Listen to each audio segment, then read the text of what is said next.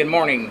I got asked a question about what kind of torches I use for soldering and working in the shop. Well, there's several different kinds you can use.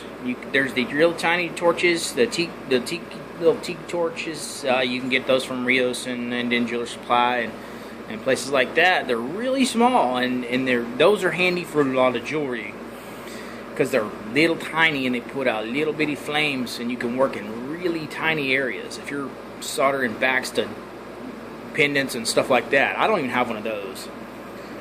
I could get by with what I'm using. Now, if I'm getting into tiny stuff, it gets tricky if you're doing jewelry.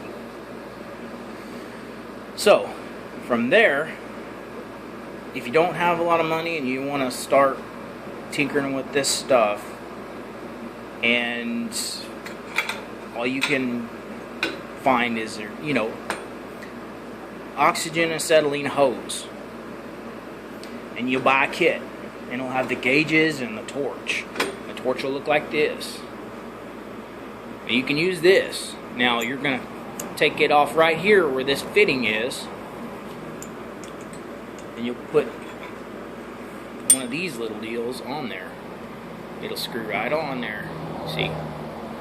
So you'll alleviate the top piece, and you'll have that.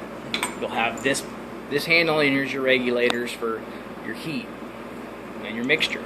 You want to put some of those blowback.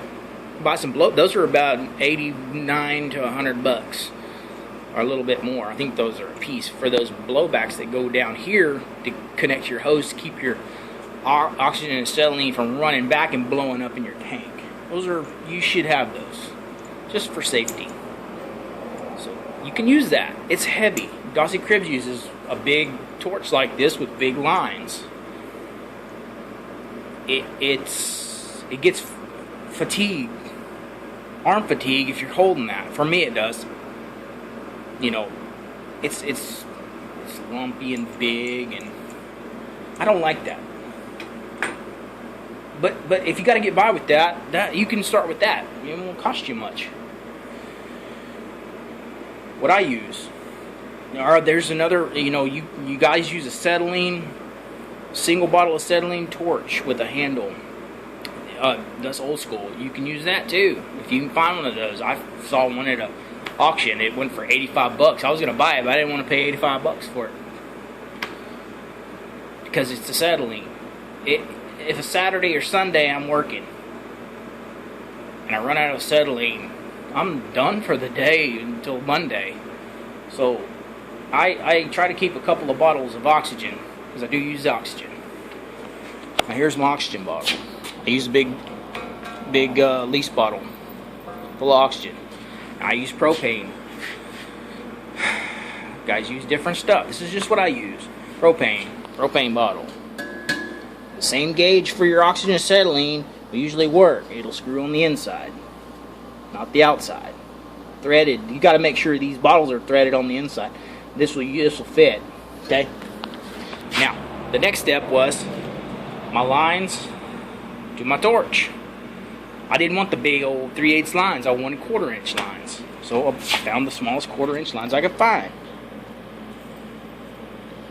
Now it goes from 3/8, I think that's either half or 3/8 to 1/4. I had to buy these adapters for this little line to hook up to. Both of them. Now I have 1/4 inch line, or 3/8. I don't even know what number it is. It's been so long. What about the hose? I asked the guy at the welding supply. He's like, "Man, can I run propane through that oxygen and acetylene?" He said, "Man, the propane will eat the acetylene hose up."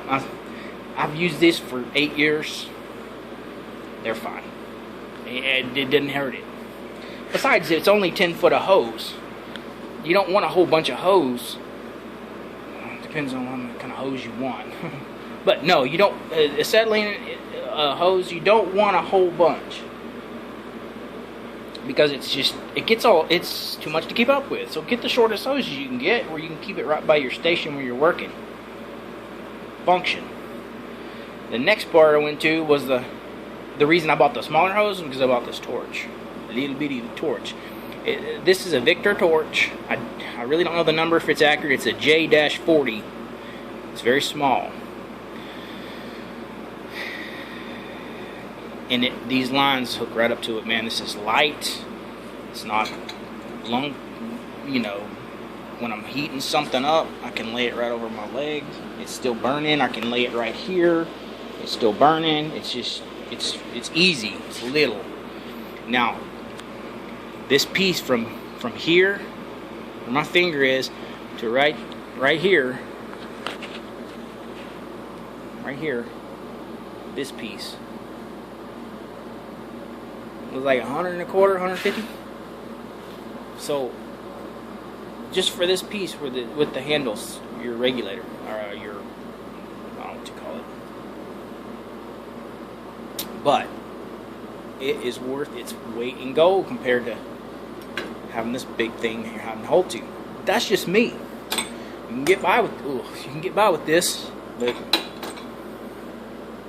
if you're gonna, if you try it out with the big one, you find out you like doing it, then you can invest your money in some smaller stuff that's more comfortable. This is less fatiguing sitting here holding it under, say, this part right here. Now, the reason I use propane,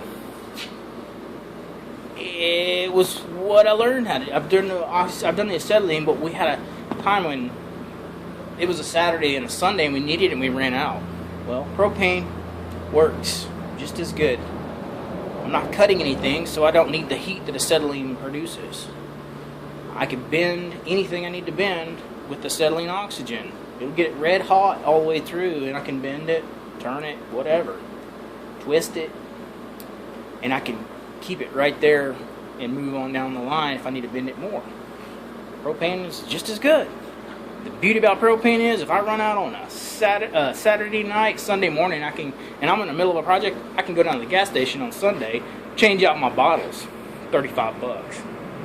I'm back in business if I got to finish a project on Sunday. That's the beauty of why I use propane. The convenience of it.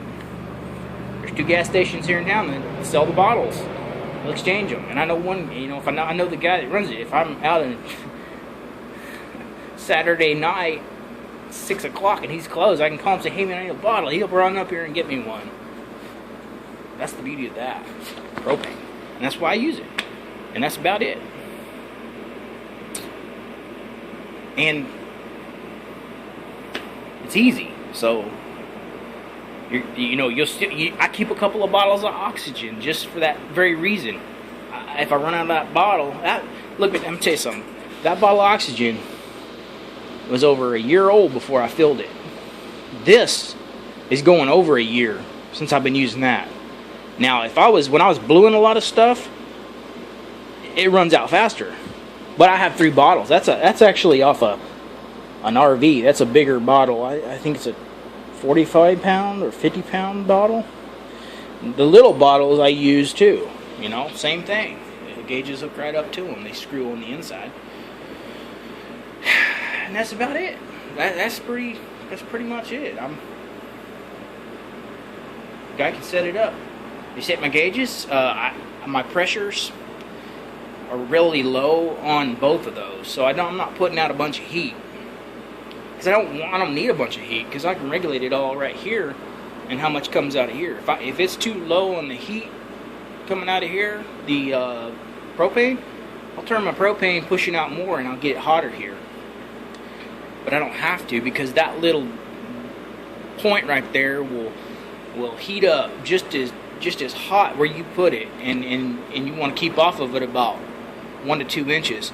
Your flame's not directly on this part right here. It's not. You want to be about right there, top of my finger. That's where your heat is. About 1 to 2 inches from that. That's where your heat is going to be the best. And it works. It's been working for 9 years, so that's about it. Hope that helps. Bye.